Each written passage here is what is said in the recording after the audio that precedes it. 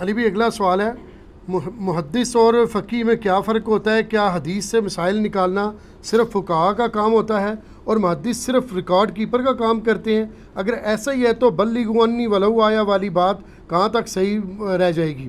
Please اس کی وضاحت فرما دیجیے۔ اس سوال میں سے جو مجھے خوشبو آ رہی ہے وہ آپ کو نہیں آ رہی۔ یہ کتنا خطرناک سوال ہے۔ بیسیکلی اسلام کی ہسٹری کے اندر نا دو پارٹیاں رہی ہیں۔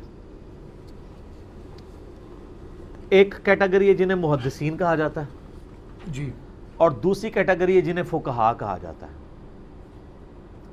اب محدثین چونکہ اسٹرکٹلی جڑے ہوتے ہیں نبی الاسلام کے فرامین کے ساتھ، اور سارا کے سارا دین کی خدمت کی ہی محدثین نے ہے، ان محدثین نے جو بیک وقت محدث بھی تھے اور فقیہ بھی تھے۔ ٹھیک ہے۔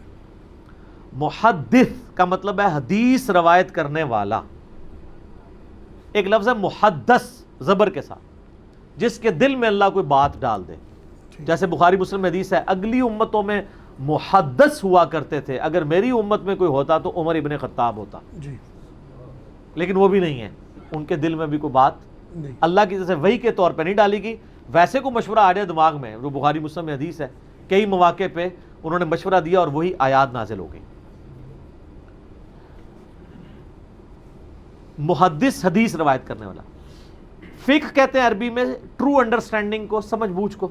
جو بخاری مسلم میں حدیث ہے، اللہ تعالیٰ جس کے ساتھ بھلائی کا ارادہ فرماتا ہے اسے دین کی فقہ عطا فرما دیتا ہے۔ اللہ عطا فرماتا ہے اور میں تو تقسیم کرتا ہوں۔ ٹھیک۔ اب وہ کہتے ہیں جی دو کیٹیگریز ہوتی ہیں۔ لاجیکلی تو یہ بات درست ہے، لیکن یہ جس انٹینشن کے ساتھ بیان ہو رہی ہوتی ہے نا، وہ پیچھے نیت درست نہیں ہوتی ہے۔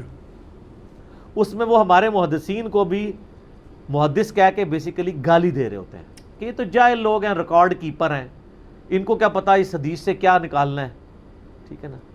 وہ کہتے ہیں ان کا کام ویسے ہی ہے جیسے ڈاکٹر نسخہ لکھتا ہے تو آپ ڈاکٹر کو اب پتہ ہے اس نے کون سا نسخہ نکلا ہے، جو دوائیاں بیچنے والے ہیں اس کو تو پتہ ہی نہیں ہے کہ یہ دوائی میں نے اس ڈاکٹر کے کہنے کے اوپر اعتماد کرنا ہے، وہ صرف دوائیاں کیپ کرتا ہے، لیکن ان کو پتہ نہیں ہے کہ دوائیاں اس طرح کیپ نہیں ہوئی ہوئی ہیں جس طرح حدیثیں کیپ ہوئی ہیں، وہ تو بڑی محنت سے ہوئی ہیں۔ امام بخاری باقاعدہ فقیہ ہیں، ہر حدیث سے وہ رزلٹ نکالتے ہیں اور باقاعدہ چیپٹر کی ہیڈنگ بناتے ہیں۔ مثال میں آپ کو دیتا ہوں، صحیح بخاری میں حدیث ہے، ابن مسعود کہتے ہیں رضی اللہ تعالیٰ عنہ علیہ السلام، حضور کے بڑے لاڈلے صحابی، سفر و حضر میں حضور کے نالین مبارک اپنے ساتھ رکھتے تھے، صاحب النالین مشہور تھے، صحیح بخاری میں آتا ہے۔ ابن مسعود کہتے ہیں کہ نبی علیہ السلام نے مجھے نماز کا تشہد اس حالت میں تعلیم فرمایا کہ آپ نے میرا دایاں ہاتھ اپنے دونوں مبارک ہاتھوں میں لے کے مجھے کہا کہ پڑھ التحیات للہ والصلوات والطیبات۔ یہ جو مشہور ہے نا کہ یہ شب معراج کی گفتگو ہے، یہ کسی حدیث میں نہیں ہے، بالکل جعلی کہانی ہے، یہ نبی علیہ السلام نے تعلیم فرمایا عبدہ و رسولہ تک۔ تو اس حدیث پہ امام بخاری نے باب باندھا ہے، اس حدیث کو کئی جگہ لے کے ہیں، کئی رزلٹ اس حدیث سے نکالے ہیں۔ کتاب الادب چیپٹر میں جو سلام والا چیپٹر ہے نا، اس میں انہوں نے یہ حدیث دوبارہ ریپیٹ کر کے اس کے اوپر ہیڈنگ باندھی ہے، دو ہاتھ سے مسافے کا جواز۔ کتنے امام بخاری کا دماغ گیا ہے، جتنے اہل حدیثاں میں نہیں گیا، اونٹ چلا جاتا ہے ویسے میرے لیکچرز تو بعد، وہ تو جان بوجھ کے ایک ہاتھ، میں تو اہل حدیثوں سے لیتے ہی دو ہاتھ کے ساتھ ہوں، اور کسی کے ساتھ ایک ہاتھ سے دوں، اہل حدیث نہ میں دو ہاتھ نہ لینا، میرے دو ہاتھ کے مسافے پہ بھی کلپ ریکارڈڈ موجود ہے۔ تو امام بخاری نے اس پہ باب باندھا ہے کہ دو ہاتھ سے مسافے کا جواز، کہ نبی علیہ السلام نے امت کو یہ تعلیم دی ہے کہ دو ہاتھ سے بھی مسافہ کیا جا سکتا ہے۔ ویسے تو امام بخاری کی ایک علیحدہ سی کتاب ہے الادب المفرد، اس میں صحیح سند کے ساتھ ہے۔ سلمہ ابن اکوا کو دو تابعین ملنے کے لیے آتے ہیں اور وہ کہتے ہیں یہ رسول اللہ، یہ دو ہاتھ ہیں جن سے میں نے رسول اللہ صلی اللہ علیہ وسلم کے ہاتھ پہ بیعت کی تھی، ٹھیک ہے جی۔ وہاں پہ رسول اللہ کے دو ہاتھ تھے ابن مسعود کے کیس میں، ادھر یہ کہتے ہیں یہ میرے دو ہاتھ ہیں۔ وہ تابعین اٹھ کے ان ہاتھوں کو چوم لیتے ہیں کہ ان ہاتھوں نے نبی علیہ السلام کی بیعت کی ہے، تو دو ہاتھوں سے بیعت کی۔ تو اس پہ امام بخاری نے باب باندھا دو ہاتھ سے مسافے کا جواز۔ اس طرح کئی ایک امام بخاری رزلٹ نکالتے ہیں، تو امام بخاری بیک وقت محدث بھی ہیں اور فقیہ بھی ہیں۔ یہ بات ٹھیک ہے کہ دو کیٹیگریز اس حوالے سے تو ہیں کہ کچھ محدث جو ہیں وہ اس طرح فقیہ نہیں ہوتے۔ میں تو یہ نہیں کہوں گا کہ بالکل ہی فقیہ نہیں ہوتے، ایسا تو نہیں ہوتا۔ امام مسلم نے اپنے کسی حدیث کے اوپر چیپٹر کی ہیڈنگ نہیں باندھی، بعد میں امام نبوی نے باندھی ہے، تقریباً امام مسلم کی وفات کے 300 سال کے بعد، 350 سال کے بعد. لیکن امام مسلم نے جو ترتیب مسلم کی دی ہے وہ خود ہی بتاتی ہے کہ وہ کتنے بڑے فقیہ تھے. حضرت علی کی شان میں جو حدیث آئی ہے، علی سے محبت نہیں رکھے گا مگر مؤمن، علی سے بغض نہیں رکھے گا مگر منافق، اس کو حضرت علی کے فضائل میں نہیں لکھا، کتاب الایمان میں لکھا ہے امام مسلم نے کہ یہ ایمان کا ٹیسٹ ہے. حالانکہ اس کو حضرت علی کے فضائل والے چیپٹر میں بھی ڈال سکتے تھے، وہاں نہیں ڈالا. بڑی ترتیب سے انہوں نے لکھا ہے. ٹھیک ہو گیا. گھوڑوں کے دموں والی حدیث جس کو پکڑ کے رفع الیدین پہ لگاتے ہیں، امام مسلم نے ترتیب سے حدیثیں جمع کی ہیں، جہاں پہ سلام والی حدیثیں آتی ہیں وہاں جا کے اس کو ڈالا ہے، تاکہ کل کو کوئی قیام والی میں نہیں ڈالا، ورنہ انہوں نے کہنا تھا یہ قیام والا رفع الیدین ہے. بڑی انٹلیکچوئل امام مسلم نے کمال ترتیب لکھی ہے، اور یہ ان کی للہیت تھی کہ انہوں نے حدیثوں سے رزلٹ بھی نہیں نکالے. یہ بتانے کے لیے میرے خیال ہے انہی کو میسج دیا تھا کہ حدیث سے کوئی بندہ بھی رزلٹ نکال سکتا ہے، تھوڑی سی اپنی عقل استعمال کرے، کامن سینس. میں اس کو چھوڑتا ہوں، تم خود احادیث دیکھو، پتہ چل جائے گا. بہرحال جو بہت دقیق بحثیں ہیں وہ تو ان سے بھی نہیں ہوتی ہیں، اسی وجہ سے تو یہ تقلید کر رہے ہیں. فقیہ تو ان میں بھی کوئی نہیں پیدا ہوا ابھی تک، ورنہ تقلید کر رہے ہوتے پرانے اماموں کی. اور جدید مسائل میں آج کے علماء سے مسئلے پوچھ رہے ہوتے ہیں، پھر کیا ان کے مقلد ہیں؟ وہ بہت دقیق مسائل ہیں جس میں کو بہت انٹلیکچوئل لوگوں کی ضرورت ہے.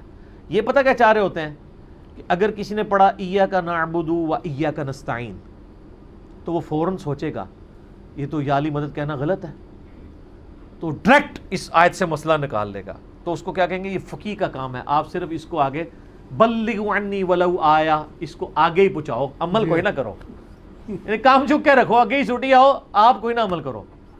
یہ تو ہو گیا ایک مثال حنفیہ بریلویہ کے لیے. اب حنفیہ دیوبندیہ کے لیے بھی قرآن میں ایک بندہ آیت پڑھتا ہے، یا اہل الکتاب لا تغلوا فی دینکم ولا تقولوا علی اللہ الا الحق. اہل کتاب اپنے دین میں غلو نہ کرو اور اللہ کے بارے میں وہی بات کرو جو سچی ہو. تو اگر کوئی دیوبندی آئے یہ پڑھے گا آیت سورہ نساء کی 171، وہ کہے گا واقعی اللہ کے بارے میں تو پھر ہمیں کوئی بات نہیں کرنی چاہیے. تو یہ المہند میں کیوں لکھا ہے علماء دیوبند نے کہ نبی علیہ السلام کی قبر اللہ کے عرش، کرسی اور خانہ کعبہ سے بھی افضل ہے؟ تو یہ انہوں نے کس آیت سے نکالا ہوگا؟ دماغ سوچے گا نا. پھر وہی دیوبندی اگر بخاری کی حدیث پڑھ لے کہ اے میرے امتیوں دیکھنا میری شان کو اس طرح بلند نہ کرنا جس طرح عیسائیوں نے اپنے پیغمبر کی شان بلند کی تھی، میں اللہ کا بندہ اور اس کا رسول ہوں، مجھے اللہ کا بندہ اور اس کا رسول ہی کہنا. تو وہ سوچے گا یار یہ شیطان نے ان کو پٹی پڑھائی ہوگی کہ اللہ اور رسول کو کمپیریزن کرنا شروع کر دیا کہ نبی کی قبر اللہ کے عرش سے، اللہ کی کرسی سے، اللہ کے گھر خانہ کعبہ سے افضل ہے. یہ کہانی کرائی ہے نا ایک، قرآن اس میں کہیں ہوتی تو ہم اسے کہانی کبھی بھی نہ کہتے. اس لیے آپ دیکھیں سارے بیک فوٹ پہ چلے گئے، کہتے ہیں کوئی رکھ لے تب بھی ٹھیک، نہ بھی رکھے تب ٹھیک. کڈی وڈی کہانی ہے نا، تانوں نہیں چھڈنا، گھر تک پہنچاواں گے. رکھ بھی لے ٹھیک، کتوں کتنے لکھے ہے؟ کولو کہانی بنائی، یہ اس لیے بنائی تاکہ سانو چھیڑے کوئی نہ. ٹھیک ہے نا. تو سر وہ ایک مفتی کی توبہ کہانی آپ دیکھ لینا، پھر ہم نے اپلوڈ کی ہے نا، کیسے اس نے پینترے بدلے ہیں. اور اس کے نیچے لوگوں نے کمنٹس کیا کہ مفتی صاحب نے ہمارے مسلک کے دیوبند کو بہت بدنام کروایا. اس سے بہتر تھا مفتی صاحب خاموش ہی رہتے. میں باقی مفتیوں سے بھی کہوں گا، بریلوی، دیوبندی، اہل حدیث، اہل تشیع، کہ میرے بارے میں کلپ بناتے ہوئے 10 دفعہ سوچا کریں. یہ آپ میرے بارے میں کلپ نہیں بنا رہے ہوں گے، یہ آپ اپنے آپ کو خود مشین کے اوپر چڑھا رہے ہوں گے. اور مشین پہ کوئی بندہ چڑھ دے تو پھر کیا ہوتا ہے؟ قیمہ بن کے دوسری طرف نکلتا ہے. اللہ یہ کہ کوئی صحیح بات کرے، ہم انشاءاللہ رجوع ریکارڈ کرا دیں گے، ضرور رجوع ریکارڈ کروائیں گے. اللہ کے فضل سے ہم نے کئی معاملات کے اندر رجوع ریکارڈ کروایا ہے، انشاءاللہ تعالیٰ اب بھی ریکارڈ کوائیں گے. لیکن بات کوئی ہونی چاہیے. تو اس لیے وہ کہتے ہیں وہ ڈائریکٹ نہیں، یہ فقہا کا کام ہے، بزرگوں سے پوچھ پوچھ کے چلیں. یہ تو صرف آپ نے روایت کرنا ہے، اور روایت کرنا حدیث کے بارے میں ہے. اور وہ بھی اس طرح نہیں ہے. وہ ٹھیک ہے، وہ حدیث موجود ہے ترمذی کے اندر کہ نبی علیہ السلام نے فرمایا، عبداللہ ابن مسعود ہی روایت کرتے ہیں کہ اللہ تعالیٰ اس سے خوش و خرم رکھے، اس کے چہرے کو تر و تازہ رکھے جو ہم سے کوئی بات سنے اور اس کو آگے اسی طریقے سے پہنچا دیں. اور بعض اوقات کوئی شخص جو علم پہنچا رہا ہوتا ہے وہ کسی ایسے شخص کے پاس علم پہنچا رہا ہوتا ہے جو اس سے زیادہ فقیہ ہوتا ہے. اور بعض اوقات جو پہنچا رہا ہوتا ہے وہ اتنا فقیہ نہیں ہوتا، وہ اس میں اس طرح کی فقاہت نہیں رکھتا بنسبت اس کے کہ جس کو پہنچا رہا ہوتا ہے. تو ٹھیک ہے. تو سر ہمارا معصومانہ سوال ہے کہ اس سے پھر تو یہ بھی رزلٹ نکلے گا کہ جن صحابہ نے تابعین کو علم پہنچایا ہے، پھر آپ ان تابعین کو ان صحابہ سے اوپر مانیں نا. کیونکہ پہنچانے والے وہ تھے جن کو پہنچایا جا رہا ہے وہ تابعین ہیں. اس سے بڑی حدیث ہم آپ کو بتاتے ہیں بخاری اور مسلم دونوں میں جو یوم النہر کا خطبہ ہے نبی اسلام کا اور حجۃ الوداع کا خطبہ بھی ہے, جس میں آپ فرمایا میرا یہ پیغام باقی امت تک پہنچا دینا. بعض اوقات جسے بات پہنچائی جا رہی ہوتی ہے وہ زیادہ یاد رکھنے والا ہوتا ہے بنسبت اس کے جو پہنچا رہا ہوتا ہے. اور یہ حدیث روایت کر کے محدثین کہا کرتے تھے صدق رسول اللہ, رسول اللہ صلی اللہ علیہ وسلم نے سچ کہا ہے. سر آج دیکھ لیں سعودی عرب کا ٹی وی ہے لیکن کسی عربی محدث کا نام نہیں اس پہ چل رہا ہوتا. رواہ البخاری, بخاری تو رشیا سے آئے ہیں. رواہ المسلم, مسلم تو ایران سے گئے ہیں. ٹھیک ہے, نیشا پور ایران میں آج بھی شہر ہے, کوئی شہریہ قبیلہ وہیں پہ رہتا تھا. رواہ ابو داؤد, ابو داؤد افغانستان کے خراسان کے رہنے والے تھے. ترمذی, ترمذ آج بھی ایک شہر ہے افغانستان کا جہاں کے امام ترمذی رہنے والے تھے. یہ پاکستان نے سپلائی لائن امریکہ کی بند کر دی تھی تو اس وقت میں نے پہلی دفعہ ترمذ اسٹیشن کا نام سنا تھا. تو ترمذی افغانستان میں ترمذ شہر ہے. یہ سارے کے سارے 6 کے 6 امام نان اور عربک ہیں. اور فقہ میں بھی آپ دیکھ لیں ایک امام مالک کو آپ کہہ سکتے ہیں کسی درجے میں کہ وہ عربی ہیں, ادروائز باقی سب کے سب اجمی ہیں. تو اللہ تعالیٰ نے ان لوگوں سے کتنے بڑے بڑے کام لیے ہیں. یہ جو یہ روند مارتے ہیں نا کہ فقہا محدثین کی بحث کر رہے ہوتے ہیں, بیسیکلی یہ بتانا چاہ رہے ہوتے ہیں قرآن دی ڈائریکٹ نہ پڑھو. جب ان سے پوچھیں آپ فقیہ ہیں تو کہیں گے ہم بھی نہیں ہیں. میں نے کہا فقیہ لفظ رہو تو فقیہ لفظ رہو اور قبر رسول اللہ کے عرش سے افضل ہے اے مسئلہ پھر تھی لفظ رہو تو لبنا ہی نہیں. سر قرآن کے بارے میں نہیں, قرآن وَلَقَدْ يَسَّرْنَا الْقُرْآنَ لِلذِّكْرِ, قرآن یاد دہانی کے لیے, نصیحت کے لیے, تذکیر کے لیے آسان ہے. ہے کوئی سمجھنے والا پورے قرآن میں کہیں ہے کہ قرآن نصیحت کے لیے بڑا مشکل ہے کوئی اس سے دور بھاگنے والا؟ یہ آیت کوئی نہیں ہے. لیکن دوسری آیت جو میں نے پڑھی سورۃ القمر میں 4 دفعہ آئی ہے کم از کم, ٹھیک ہے 5 دفعہ بلکہ. تو قرآن سے ہم نصیحت ہی حاصل کرتے ہیں, ہم مسائل نہیں نکالتے. اور میں نے ان کو بتایا کہ مسائل تو اللہ کے بندو تمہارے علماء بھی نہیں نکال سکتے. کئی سائنٹیفک فیکٹس پہ آیات ہیں جو آج ہمارے علماء کو سائنس آتی نہیں, پرانے کو بھی نہیں آتی تھی. میں نے بتایا امام غزالی نے کیمیائے سعادت میں لکھا ہے کہ سورج زمین سے 160 گنا بڑا ہے. امام غزالی سے بڑا کوئی فقیہ ہے عرب و عجم میں؟ ان سے بڑا کوئی مفسر ہے؟ ان سے بڑا کوئی صوفی ہے؟ اور غلطی کتنی بڑی کھا گئے کیونکہ علم غیب نہیں تھا ان کو. آج ہمارے بچے کو بھی پتا ہے کہ سورج زمین سے 160 گنا نہیں, 1060 گنا بھی نہیں, 1,60,000 گنا بھی نہیں, 13 لاکھ گنا بڑا ہے. تو یہ ہمیں کسی ہمارے بزرگ اور فقیہ نے تو نہیں بتایا. اچھا یہ تیل جو دریافت ہے وہ کس مفسر نے کیا تھا؟ مجھے ان کا نام اتر رہا ہے. سر ایڈون تھے لیکن مفسر نہیں تھے, وہ امریکہ میں تھے, پنسلوینیا میں انہوں نے تیل کا کنواں دریافت کیا تھا. اچھا سر یہ جو گھڑی ہے یہ کس حافظہ اللہ نے بنائی تھی جس کے اوپر نمازوں کے ٹائم چل رہے ہیں؟ اور یہ پرنٹنگ پریس جس پہ بخاری مسلم اور یہ مشکات قرآن پاک چھپ رہے ہیں اتنے خوبصورت, یہ کس رحمت اللہ علیہ نے اور کس دامن برکات مالیہ نے بنایا تھا؟ وہ کچھ بھی نہیں تھوڑے پلے, بزرگاں نے رونے روندے رہندے ہو بہ کے. ٹھیک ہے, اس طرح نہ کیا کریں, احادیث کا محدثین کا مذاق نہ اڑایا کریں. محدثین فقہا بھی ہیں اور جو فقہا ہیں وہ محدثین بھی ہیں, 2 الگ کیٹیگریز بہت دقیق مسائل کے اندر ہیں. آپ جن مسئلوں میں یہ روند مارنے کی کوشش کر رہے ہیں سر, آپ کے تو سارے مسئلے نہ محدثین سے ثابت ہے نہ فقہا سے ہیں. وہ فقہ حنفیہ بریلویہ, فقہ حنفیہ دیوبندیہ, فقہ اہل حدیثیہ اور فقہ اہل تشیع کی ہیں. یہ قرآن و حدیث کے مسائل نہیں ہیں, لہذا ان کو اپنے جیب میں رکھیں.